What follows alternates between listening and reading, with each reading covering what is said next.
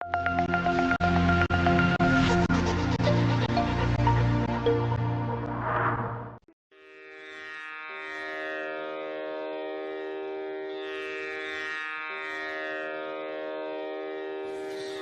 श्री अर्गला स्तोत्रम्।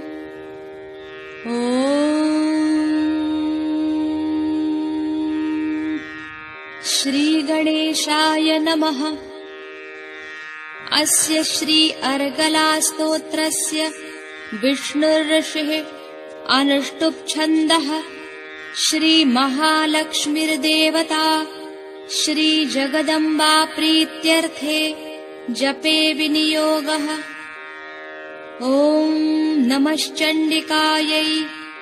ॐ मार्कण्डेय उवाच जयन्ती मङ्गला काली भद्रकाली कपालिनी दुर्गा क्षमा शिवा धात्री स्वाहा स्वधा नमोऽस्तु ते।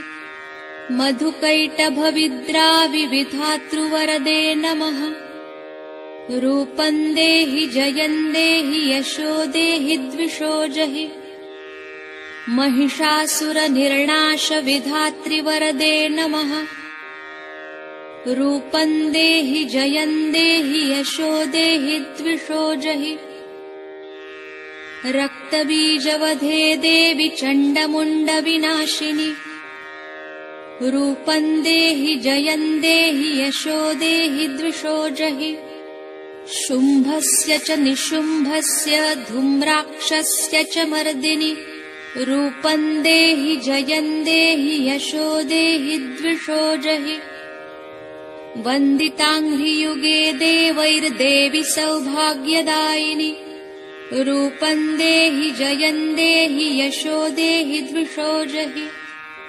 अचिन्त्यरूपचरिते सर्वशत्रुविनाशिनि। रूपं देहि जयं देहि यशो देहि द्विषो जहि। देवि भक्तजनोद्दामदत्तानन्दोदयेऽम्बिके। रूपं देहि जयं देहि यशो देहि द्विषो जहि। प्रचण्डदैत्यदर्पघ्निचण्डिके प्रणताय मे। रूपं देहि जयं देहि यशो देहि द्विषो जहि। सुरासुरशिरोरत्ननिघृष्टचरणेऽम्बिके। रूपं देहि जयं देहि यशो देहि द्विषो जहि। इन्द्राणीपतिसद्भावपूजिते परमेश्वरि। रूपं देहि जयं देहि यशो देहि द्विषो जहि। चतुर्भुजे चतुर्वक्त्रसंस्तुते परमेश्वरि। रूपं देहि जयं देहि यशो देहि द्विषो जहि। कृष्णेन संस्तुते देवि शश्वद्भक्त्या त्वमम्बिके। रूपं देहि जयं देहि यशो देहि द्विषो जहि। हिमाचलसुतानाथ संस्तुते परमेश्वरि। रूपं देहि जयं देहि यशो देहि द्विषो जहि। विद्यावन्तं यशस्वन्तं लक्ष्मीवन्तं जनं कुरु। रूपं देहि जयं देहि यशो देहि द्विषो जहि। स्तुवद्भ्यो भक्तिपूर्वं त्वां चण्डिके व्याधिनाशिनि। रूपं देहि जयं देहि यशो देहि द्विषो जहि। न तेभ्यः सर्वदा भक्त्या चण्डिके दुरितापहे। रूपं देहि जयं देहि यशो देहि द्विषो जहि। चण्डिके सततं ये त्वामर्चयन्तीह भक्तितः। रूपं देहि जयं देहि यशो देहि द्विषो जहि। देहि सौभाग्यमारोग्यं देहि देवि परं सुखम्। रूपं देहि जयं देहि यशो देहि द्विषो जहि। विधेहि देवि कल्याणं विधेहि परमां श्रियम्। रूपं देहि जयं देहि यशो देहि द्विषो जहि। विधेहि द्विषतां नाशं विधेहि बलमुच्चकैः रूपं देहि जयं देहि यशो देहि द्विषो जहि पुत्रान् देहि धनं देहि सर्वकामांश्च देहि मे रूपं देहि जयं देहि यशो देहि द्विषो जहि पत्नीं मनोरमां देहि मनोवृत्तानुसारिणीम् तारिणीं दुर्गसंसारसागरस्य कुलोद्भवाम् इदं स्तोत्रं पठित्वा तु महास्तोत्रं पठेन्नरः स तु सप्तशती संख्यावरमाप्नोति सम्पदाम् इति श्री मार्कण्डेय पुराणे अर्गलास्तोत्रं सम्पूर्णम्।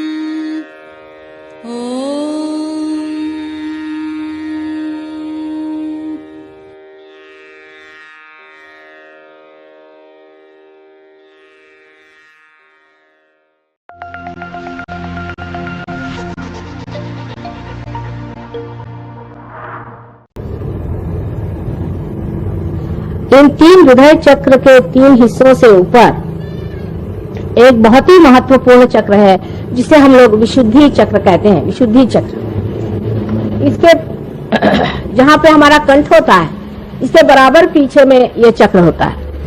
अब इसके लिए आप एग्जैक्टली नहीं किसी के लिए कह सकते कि ये यही होता है, क्योंकि ये बड़ी ही सूक्ष्म चीज है, थोड़ा ऊंचे नीचे होता ही है।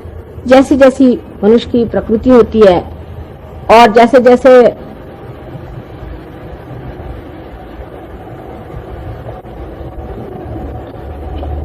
उसका फॉर्म होता है वैसे ही इसके चक्र की भी स्थितियां उस तरह से थोड़ी बहुत आगे पीछे होती है। कभी कभी 1 इंच का भी फर्क होता है, इसलिए आप ये नहीं कह सकते कि ये बराबर उस जगह ही होगा।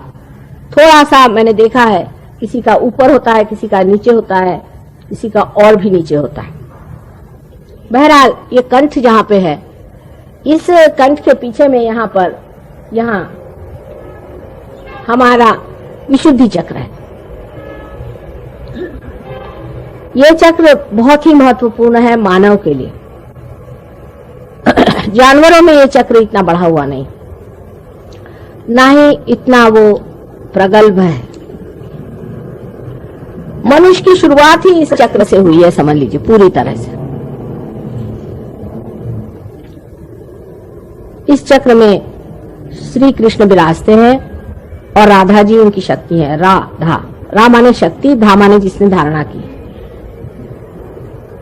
कृष्ण का मतलब होता है कृषि करने वाले, जिन्होंने कृषि की है।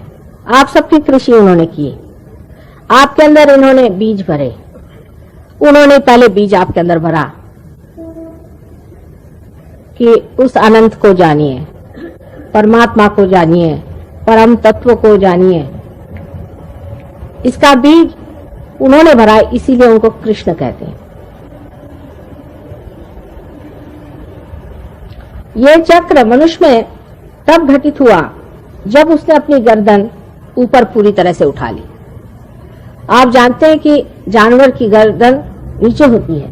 उसके बाद कुछ ऐसे जानवर हैं जिनको कि हम कह सकते चिंपैंजी या बंदर की लंगूर वगैरह जो जातियां हैं, उसमें भी थोड़ी बहुत गर्दन ऊपर आ जाती है।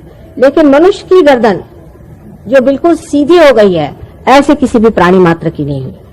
ये गर्दन सीधी होने की वजह से ही मनुष्य की स्वतंत्रता स्थापित हो गई। वो किस प्रकार, मैं आपसे बताती हूँ। ये विशुद्धि चक्र से ही हमारे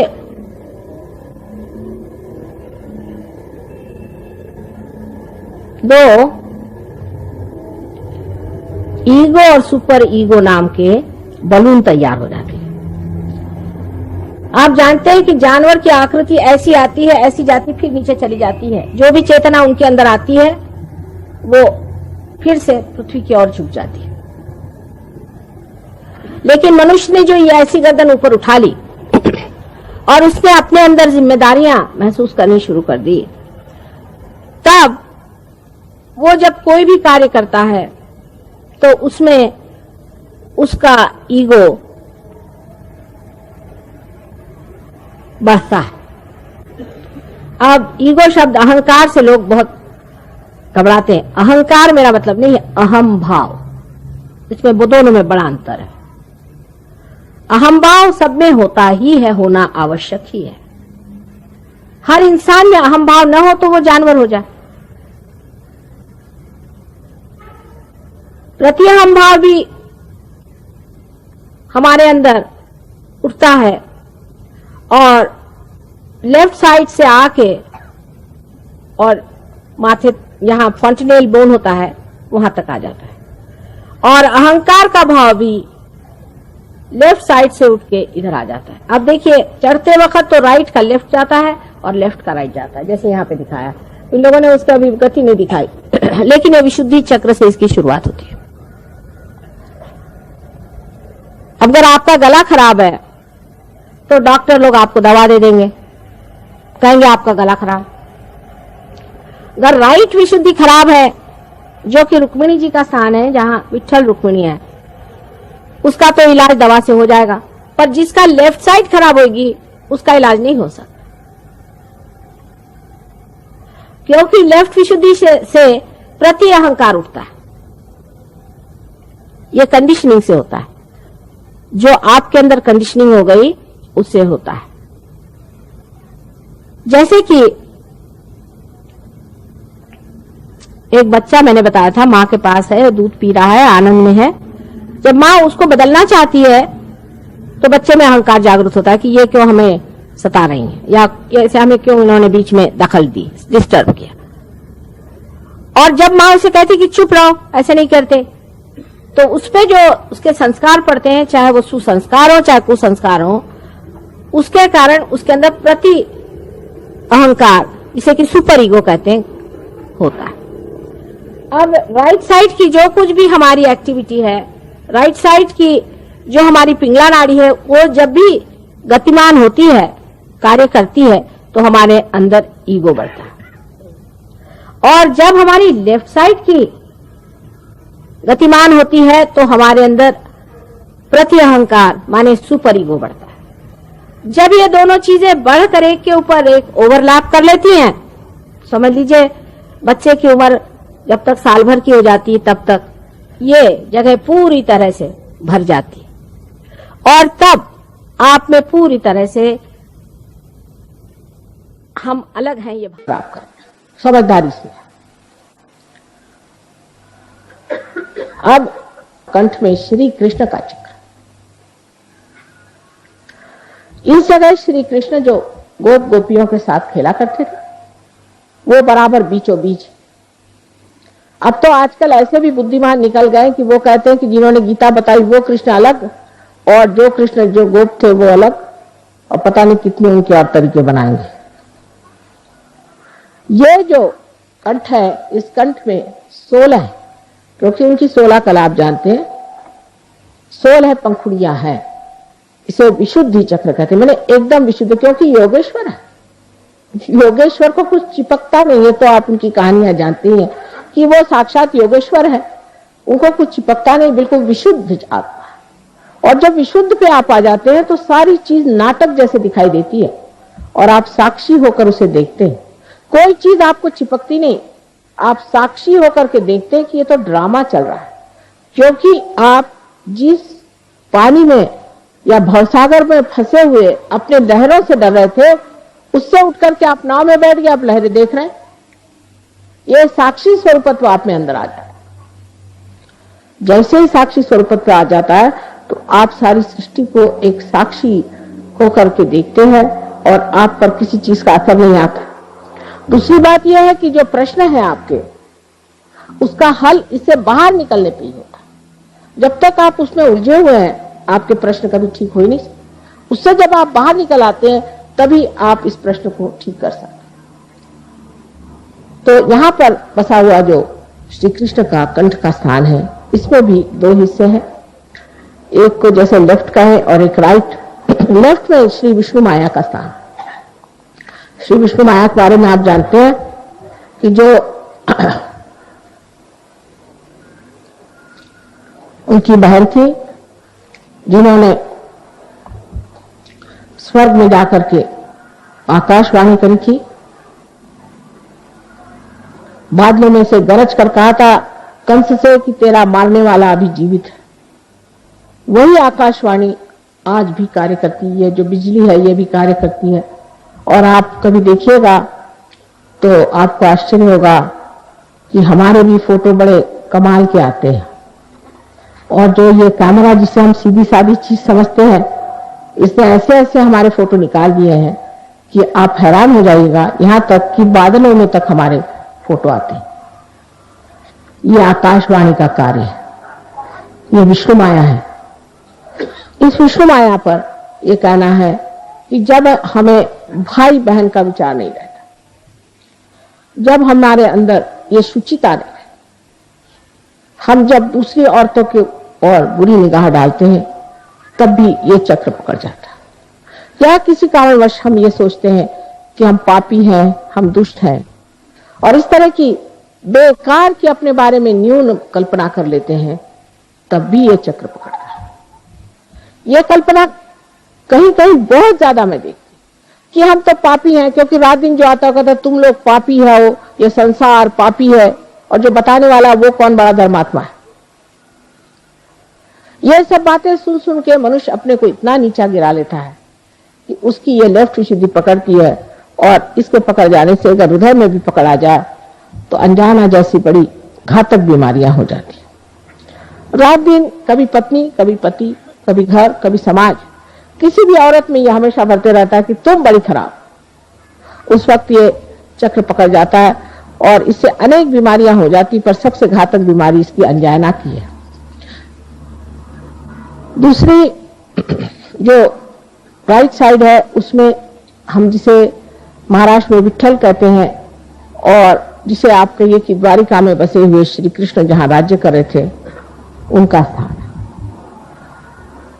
तो जब गोप गोपी बन के यहां रहते थे, तब उनका बीचों बीच स्थान है, और जब वो राज कर रहे थे द्वारिका में, तो उनका राइट, और जब लेफ्ट में आप देखते हैं तो उनकी जो शक्ति स्त्री है वो उनकी बहन है। बीचों बीच में श्री कृष्ण की राधा, और इधर उनकी रुक्मिणी, उनकी पत्नी जो थी वो उनकी शक्ति थी।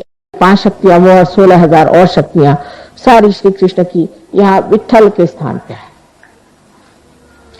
लेकिन इसमें भी इतने दोष आ गए कि विट्ठल की मूर्ति पंढरपुर में उनका साक्षात हुआ, जैसे आपके गोविंद महाराज की यहाँ मूर्ति आई है स्वयंभू। उसके बाद लोगों ने वहां पे अपना धंधा शुरू किया, और लोग एक एक महीना मुंह में तंबाकू डाल के विट्ठल विट्ठल विट्ठल करते हुए पैदल जाते थे। अब तंबाकू जो है ये कृष्ण के विरोध है, उनको बिल्कुल तंबाकू नहीं पसंद। जो लोग तंबाकू खाते हैं उनका ये चक्र खराब हो जाता है, या जो तंबाकू पीते हैं उनका ये चक्र खराब हो जाता है, और इसीलिए उनको कैंसर की बीमारी होती है। इसका इलाज है आप अजवाइन की धुनी मुंह में लें, अजवाइन का पत्ता जला करके और उसकी बेड़ी फूकें, श्री कृष्ण उससे खुश रहते हैं।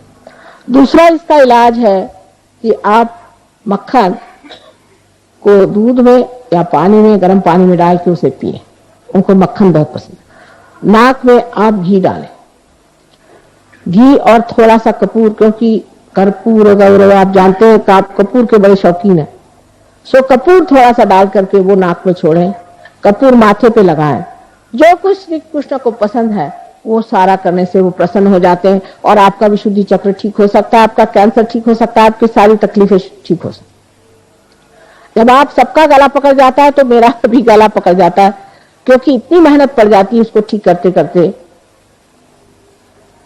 तो भी पहाड़ जैसे लोगों की कुंडलिनी कभी कभी उठती ही नहीं, बड़ा प्रयत्न करना पड़ता है। खासकर विशुद्धि चक्र पे ये 3 ऐसे पेंच बैठे हुए हैं।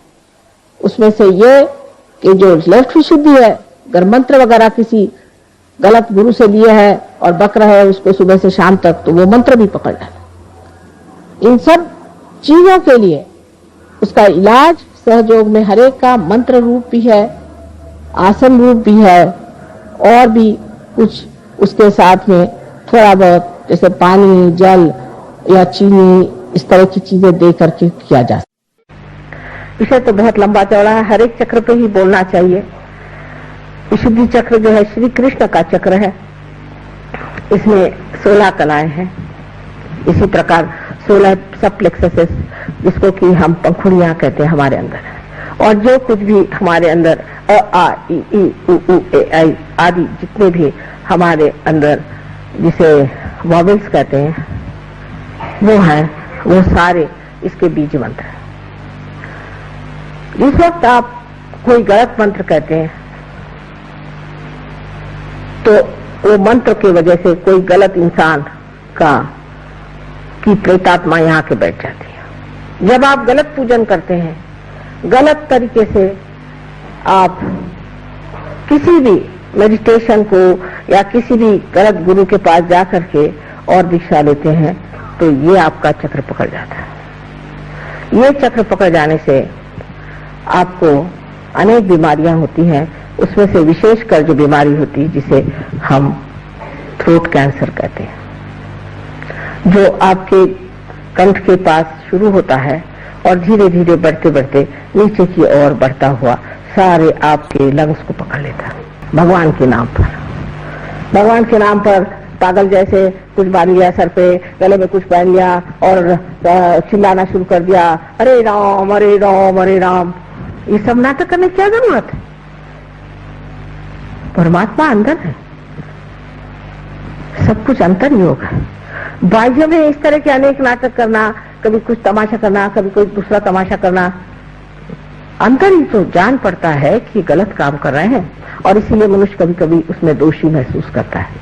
और कोई कोई लोग तो सभ्यता की दृष्टि से सोचते हैं कि हमेशा दोषी रहना ही अच्छा है। जैसे सवेरे उठिए, उनसे बात करिए, माफ करो माफ करो माफ करो। भाई क्या हो गया, आखिर क्यों परेशान हो रहे हो? ठीक से तो बात करो। सुबह से उनको यही लगता है कि मैंने कुछ न कुछ गलती कर दी है। अंग्रेजी भाषा भी ऐसी है कि बोलते वक्त हमेशा आई एम अफ्रेड। भाई काय के लिए अफ्रेड? आपसे तो दुनिया अफ्रेड है। 17 मरतबा I am sorry I am sorry I am sorry. Sorry है तो क्यों ऐसा काम करते हो? तो जिस आदमी में इस तरह की न्यूनता की भावना आ जाती है, वो भी लेफ्ट विशुद्धि पकड़ लेता है।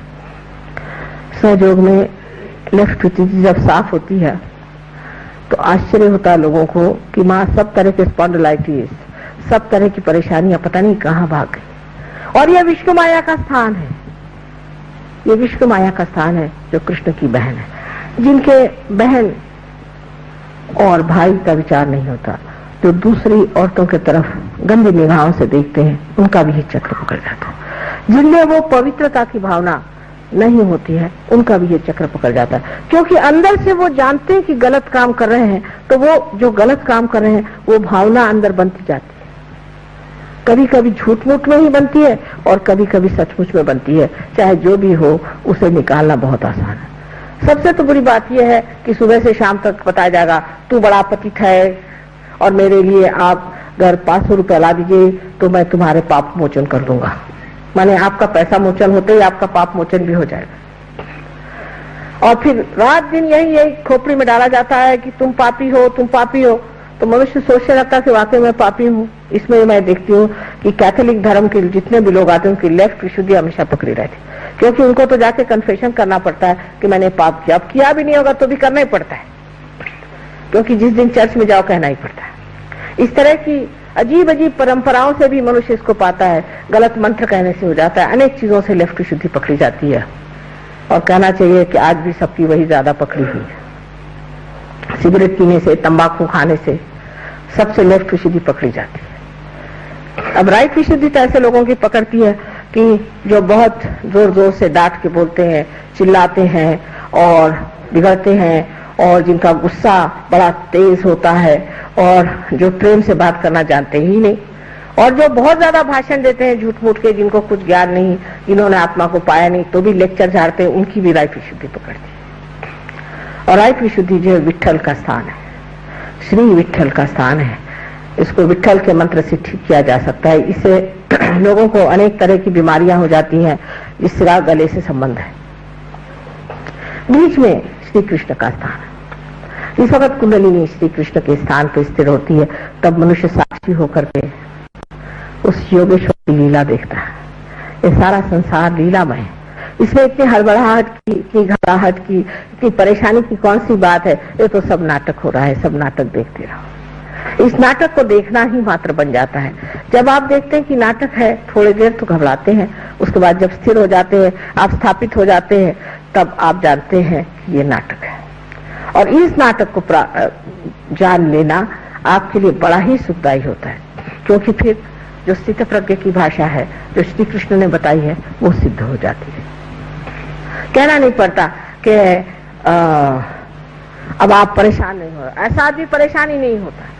हमें यही आश्चर्य होता है कि लोग सब क्यों परेशान हो रहे हैं। परेशान होने से तो कोई बात होने नहीं वाली, तो क्यों परेशान हो, बेकार में क्यों बर्बाद करें अपनी एनर्जी। लेकिन वो कहने से नहीं होता है, जिसको आदत है वो परेशान होगा ही। और हमें तो कोई लोग कहते क्योंकि आप परेशान नहीं होते इसलिए हम आपके लिए परेशान होते। तो मैंने कहा ठीक है, अगर आपको परेशान होना तो होते रहिए, ऐसी कोई परेशानी की तो बात नहीं।